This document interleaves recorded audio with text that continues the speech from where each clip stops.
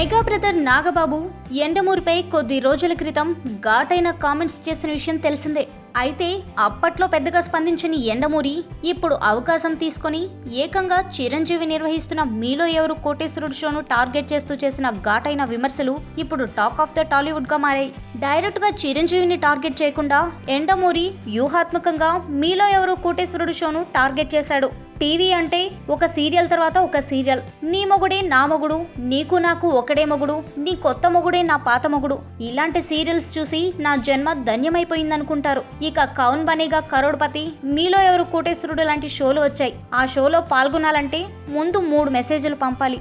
ఒక్కొక్క మెసేజ్కు 5 రూపాయల చొప్పున 15 రూపాయలు సమర్పించుకోవాలి. 10 లక్షల మంది దగ్గర 15 రూపాయల చొప్పున వసూలు చేసి 1.5 కోటి జేబులో వేసుకుంటున్నారు. ఆ తర్వాత 5-6 లక్షలు కుక్కకు విసిరినట్లు విసిరితే జొంగ కార్చుకుంటూ తీసుకుంటున్నారు అంటూ సంచలన వ్యాఖ్యలు చేశాడు యండమూరి వీరేంద్రనాథ్. పేదవాళ్ళు, తినడానికి బియ్యం కూడా లేని వాళ్ళు కూడా ఆశతో మెసేజ్లు పంపించి 15 రూపాయలు పోగొట్టుకుంటున్నారు.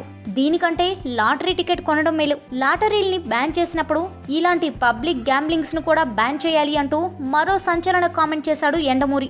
దీనితో యండమూరి కేవలం చిరంజీవిని టార్గెట్ చేయడానికి ఇలా కామెంట్స్ చేశాడా, లేదంటే నిజంగానే యండమూరికి పేద ప్రజలపై ప్రేమ పెరిగిపోయి ఇలాంటి వ్యాఖ్యలు చేశాడా అన్న విషయమై ప్రస్తుతం ఫిలిం నగర్ లో చర్చలు జరుగుతున్నాయి. ఇది ఇలా ఉంటే రికార్డులు బద్దలైపోతాయని మొదలుపెట్టిన మీలో ఎవరు కోటేశ్వరుడు షోకు ఏమాత్రం మంచి స్పందన రాకపోవడం సంచలనంగా మారింది. పాత రేటింగ్స్ బద్దలు కొట్టడం సంగతి అలా ఉంచితే ఈ షో ప్రసారమైన మొదటి వారంలో కూడా టీఆర్పీ రేటింగ్స్ లిస్ట్ లో మీలో ఎవరు కోటేశ్వరుడు షోకు అగ్రస్థానం దక్కలేదు అన్న వార్తలు వస్తున్నాయి. అంతేకాదు ఈ షో బుల్లితెర టాప్ 5 లో కూడా లేకపోవడం అందరినీ ఆశ్చర్యపరుస్తుంది. ఖైదీ నెంబర్ 150 అద్భుతమైన విజయం సాధించడంతో ఈ షోకు కూడా చిరంజీవి క్రేజ్ రీత్యా మంచి ఆదరణ వస్తుందని అనుకున్నారు. అయితే ఈ ప్రోగ్రామ్ కి ఆశించిన స్థాయిలో రేటింగ్స్ రాకపోవడమే కాకుండా కొన్ని సాధారణ సీరియల్స్ ర్యాంకింగ్ తర్వాత మీలో ఎవరు కోటేశ్వరుడు షోకు స్థానం లభించడం ఎవరికీ అర్థం కాని ప్రశ్నగా మారింది.